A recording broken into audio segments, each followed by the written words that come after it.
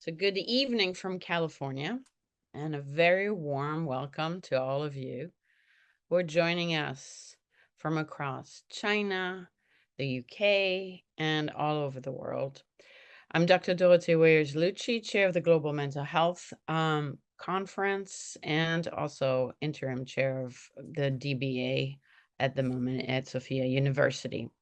It is a true honor to open our first live session of the China track, a milestone in our shared mission to advance both mental health on a global scale and to support business leadership worldwide. Tonight's theme, Inner Leadership and Corporate Mental Health Strategies, invites us to reflect deeply on the roles of values, self-awareness, and consciousness in the heart of leadership. As we gather here across time zones and different cultures, we bring into focus a critical and timely question. How can business and mental health evolve together toward a more sustainable, human-centered futures? We're proud to join esteemed colleagues from China, the UK, Europe, and the US to weave together transpersonal psychology, Eastern wisdom traditions, narrative practice, and neuro leadership. From Wang Yangmin's philosophy to subconscious transformation and the pioneering work of Dr. John Knight's in transpersonal leadership, the evening's presentations promise to open a new pathway of understanding. So this session is not only academic, it is personal, collective, and transformative for all of us. May it inspire courageous dialogue and foster global collaboration and guide us all toward more compassionate and conscious forms of leadership. So we're talking about leadership in a complex and fast-changing world.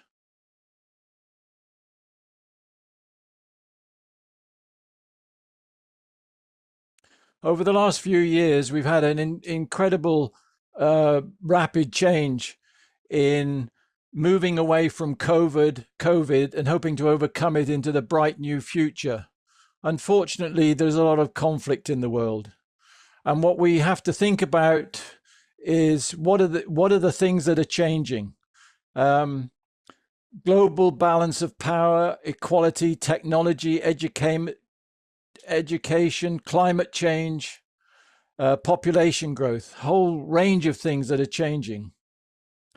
And what we have here now is we have 4 levels of leadership. We have the cognitive, which is primarily to drive economic results. The emotional, which is the behaviors to build relationships and generate performance. There's the spiritual, to operate in full consciousness of our values. And then now, in this increasingly complex world, there is systems thinking. We have to integrate our cognitive, emotional, and spiritual leaderships in order to move forwards.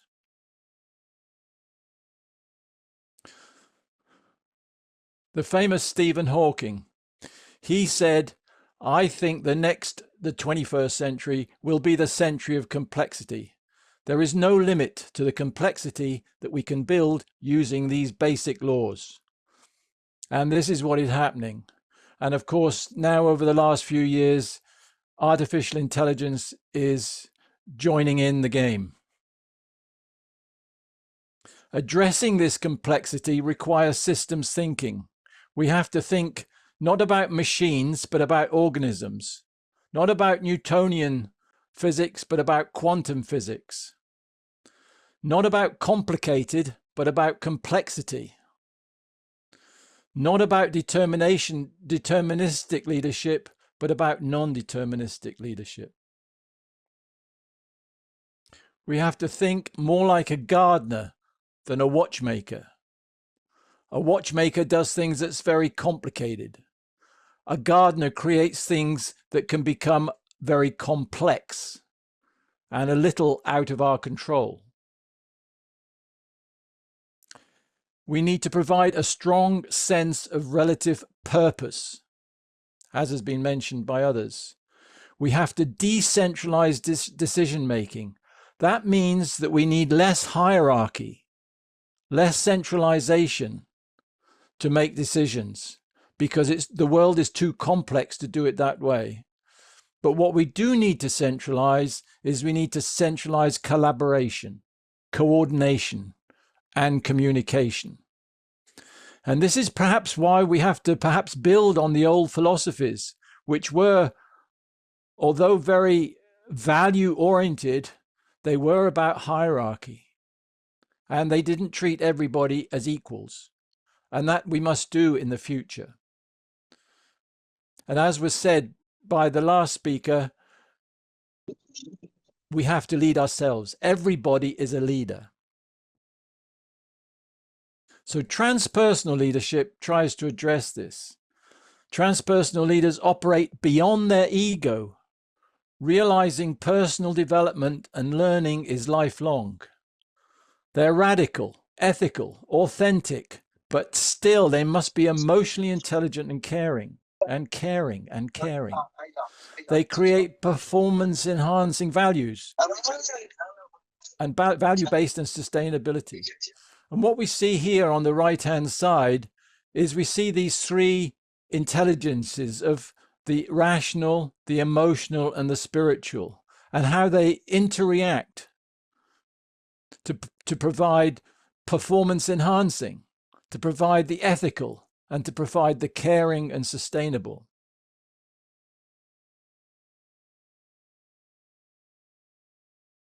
So we have a rapidly changing, uncertainty and volatile world. Requires leadership that is more decentralized and distributed, more inclusive yet emergent, more values-based, and more caring.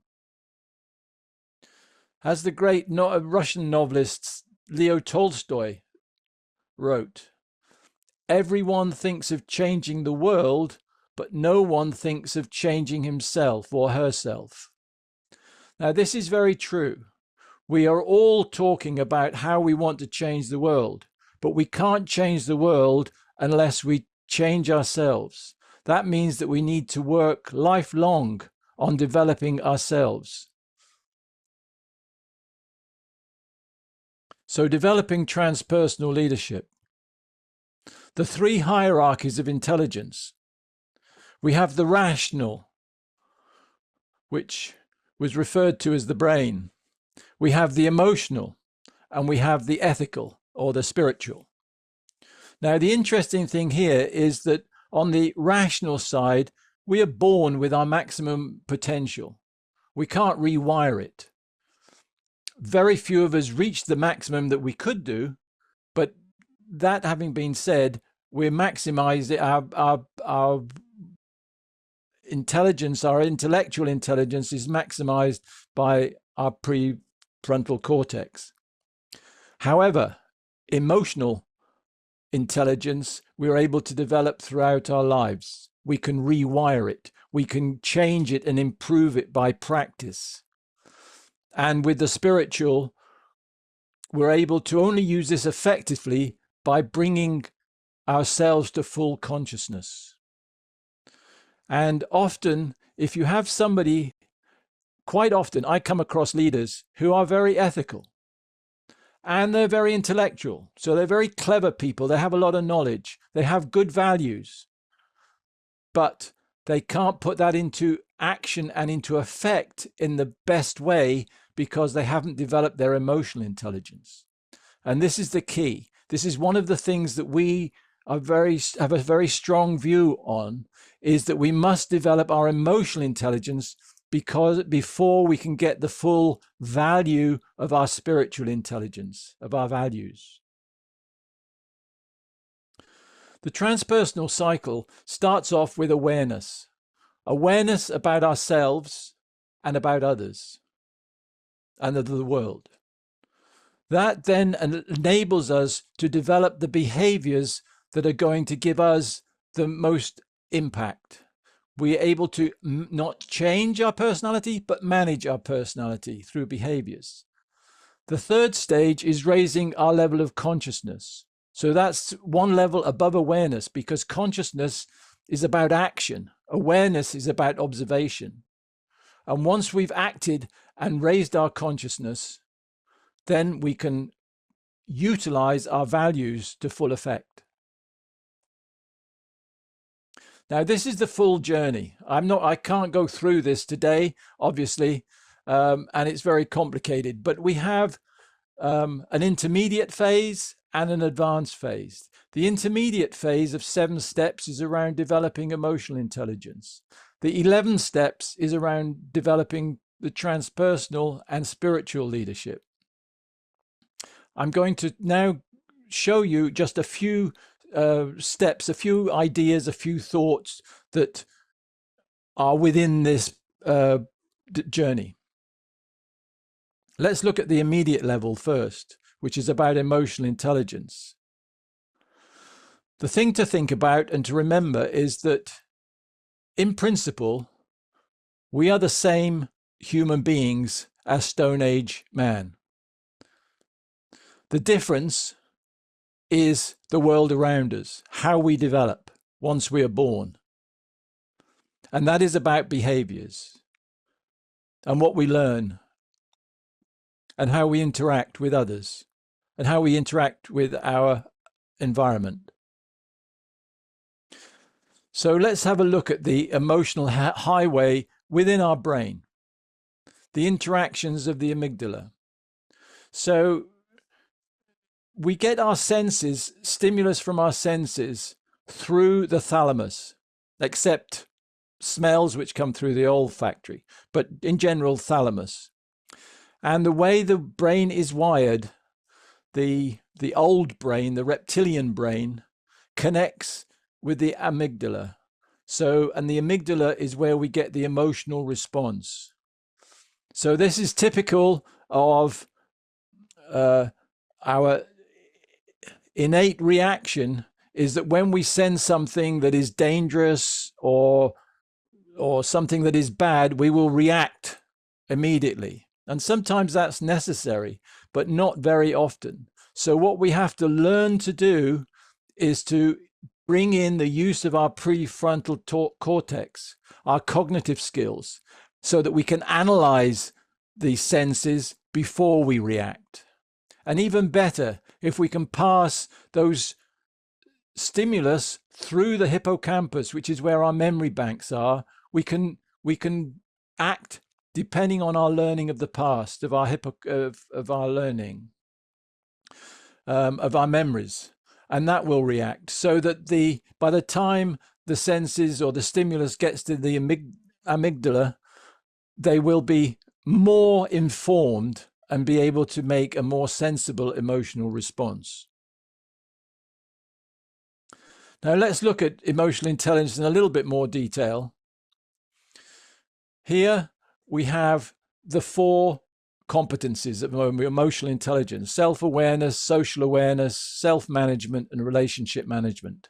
And you will see that these are divided up into smaller groups, which we call emotional intelligence capabilities, those bullets. Altogether, there are 19. Now, within each of those EI capabilities, there are 4 granular behaviors. So that means that emotional intelligence is made up of 72 granular behaviors. So to be perfectly emotionally intelligent, which none of us are, you have to be competent in 72 behaviors, 72 granular behaviors. Just bear that in mind. I'm just going to go into one, which is empathy, to give you an example. Empathy, in all our research, is shown to be the one emotional intelligence capability that is most in need of development by leaders. So looking at empathy, there are basically 4 parts to the wheel. The first is to listen attentively. You can't be empathetic without listening. Listen attentively. The second is to demonstrate awareness of feelings. In other words, to feed back what you've heard. The third is to identify the cause of that person's perspective. And the fourth is to express your understanding of that perspective. This is not about agreeing. You don't have to agree. You have to understand. It's not sympathy. So it's not sharing emotions. It's about understanding. And if you can do that, then that will be a real success in becoming more empathetic. So each of those, there is a circle like this for each of the 19 bullets that I showed in the last slide. So this is how one develops. So what we need to do is to identify those granular behaviors that we're not so good at. And there may only be 3 or 4. Doesn't have to be a lot. But if we can work on those 3 or 4, of which there are, guided instructions how to do that, and learning how to do that, and methodologies how to do that, then we can become better at emotional intelligence. Why is that important for leadership? Well, we use and talk about 6 leadership styles. This is based on the Goleman theory, Goleman and Boyatz's theory that was developed in about 2000. So we have visionary leadership, coaching leadership, affiliative, democratic, pace setting, and commanding. Now, the interesting thing that to be competent in each of these leadership styles, you need to have 12 to 16 granular behaviors. That's what makes up a certain style of leadership, is a mixture of granular behaviors. So we need to know which are the important granular granular behaviors to enable each style. So, for example, empathy is very important for coaching. We also need to know when to use each style. Leaders, certainly in the West, and I would think in the East as well, use pace setting and commanding more often than the other styles. Whereas it's been proven in many cases that visionary, democratic, and coaching and affiliative styles are much more effective in leadership. And then it comes to culture. How do we develop the culture? So we need different leadership styles to develop different aspects of culture in an organization as the leaders. And what we see here is a typical culture. Most organizations around the world, there are many exceptions, but the majority will have power as the most important the most important component of culture, followed by structure, followed by achievement, and followed by support. Yet if you ask the people in the organization, virtually whether they're the chief executive or the janitor or the receptionist or the van driver, they will say they want achievement number 1, support number 2, structure number 3, and power number 4. And if you can identify the granular behaviors that differentiate those structures, then you have a model of how to change your culture, the organization's culture, from what it is to the ideal. So let's have just a quick look at some of the advanced level. Again, we can see this transpersonal leadership. So we've gone through the awareness and the behaviors. Now we go into the consciousness and values. We've developed 8 integrated competencies of leadership. As you can see, the emotional intelligence ones are self-awareness, self-management, social awareness, relationship management. We've got the one at the top, which is personal preferences, which is our personality. Do we like planning or do we like doing things last moment? For example. Then we have the spiritual intelligence components, which are self-determination and personal conscience, which I'll talk about in a moment. And then the intellect and logic is the IQ. Self-determination and personal conscience. I think this is the first time that spiritual intelligence has been developed and split out into these two components. If we look at personal conscience values that we need to think about, the most common ones that everybody talks about are trustworthiness, truth, honesty, excellence, and integrity, which are all very important and fine. But we also need to think about the softer personal conscience values, such as fairness, conscientiousness, humility, vulnerability. Vulnerability is a huge strength, which is to many people counterproductive. To be patient, to forgive, and of course, altruistic love. These are things that are not naturally associated with leadership when people think about a strong leader, but they're very important in today's complex world. And in combination with that, we need the self-determination values of purpose, motivation, drive, power, energy, courage.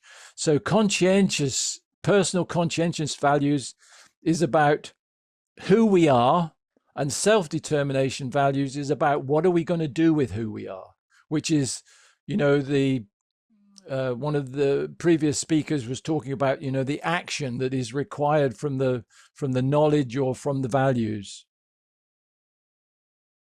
So let's have a look at what drives you, what drives us, what drives me. There are 4 drivers to our ego: power, prestige, recognition, and reward. We all have at least one of these. We all have, to some extent, that is trying to control our ego. I'll be the first to admit that when I was younger, power was something that I had to try and control. Today, to be honest, the most important driver for me is recognition.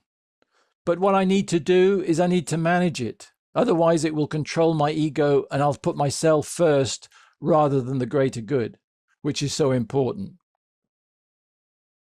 So we have a choice. We can have personal ego-based leadership, or we can have transpersonal leadership in the interests of all stakeholders and for the greater good. So I ask you this question. In your business today, in your organization, who is the most important stakeholder? Is it the shareholders and the senior executives? Is it the staff and the employees, customers, suppliers, the community, the planet, or some other stakeholder? And I think in most of our organizations, we can come up with a priority list. But it may not be the right priority list for the future. So what we need to ask ourselves is, what should be the order of importance for the future? Maybe they should all be equal. Maybe not. But that's something for each organization to answer. But the thing is that we have to, whereas as individual leaders, we have to think beyond our ego. As a leader of an organization, we have to, the culture of the organization should be that the organization operates beyond its own ego. So it operates beyond the organization's ego in service of all its stakeholders. That is not a common thought. Another area that I'd just like to explain is decision making. Now, most of us think of decision making as being an analytical, logical, rational process, but it isn't. We certainly use that and we think about it because it's the only conscious process. It's the only fully conscious process is the analytical, rational, logic one, the one at the top. But we have 4 other processes that are really important. We have intuition, which is non-conscious. That means it can be subconscious or unconscious. Intuition. Intuition is based on our experience. So it's going into those memory banks. Then we have the unconscious one of instinct, based on our innate being, on who we are. You know, people being afraid of snakes or spiders or something like that could be a typical example that is, you know, it's built into us. It's, one could say it's the experience of our forefathers. It's in our DNA. And then we have the decision-making process of insight, which is unconscious. It's voluntary, involuntary. It just happens. We have an idea. We're not sure where it comes from. It's unconscious. And then finally, we have an ethical philosophy, which is also non-conscious. Ethical philosophy, that can be one of three areas. It can be that we are integrity-based. It can be that we are social conscience-based, or it can be that we are rules-based. We need to know what our own preference is and to be able to manage that. So when we're making a decision, particularly an important decision, we need to unpick how are we making this decision? Quite often, we're making it intuitively, instinctively, or through our insight, backed up by our ethical philosophy. And we actually only use the rational logic process to either convince ourselves or to explain it or to check it. So this brings a very different aspect and approach to how we make decisions. And finally, on decisions, is that we need to develop a touchstone. So when we've made a decision, we need to have this checklist so that we have a standard by which something is judged. We have what we've developed is transpersonal qualities on the right-hand side, which is the caring, radical, ethical, authentic, sustainable, emotionally intelligent, and performance enhancing. Do they pass all those tests? And then our own, on the left-hand side, our own personal values of integrity, fairness. You know, this is just an example. They happen to be mine: integrity, fairness, humility. And there are some that come naturally to me and some that, you know, I have to really work on. Integrity comes naturally, fairness comes naturally, humility, very difficult. Courage sometimes, resilience working at, etc. So these are all areas that we can personally work at with the right help and support. And when you see the slides, you might think about how you complete the left-hand side for yourself. Finally, we have to think about purpose. Purpose is the core of what we're doing and why we're doing it. It's why we do. But we can't really come up with a purpose unless we've identified who we are, unless we understand our beliefs and values, unless we've developed our behaviors to be most effective, and we understand our capabilities and the environment that we're in. So purpose is not just a simple thing. It's a plan. We have to develop it. So finally, I just say, it's our choices, Harry, that show us what we truly are. Our choices far more than our abilities. And our choices are based on our values. Thank you very much. If you're interested, here are the sources of many of the research and journey that we've developed, and the white paper series that is on lots of different aspects of leadership. So thank you very much indeed for allowing me to speak today.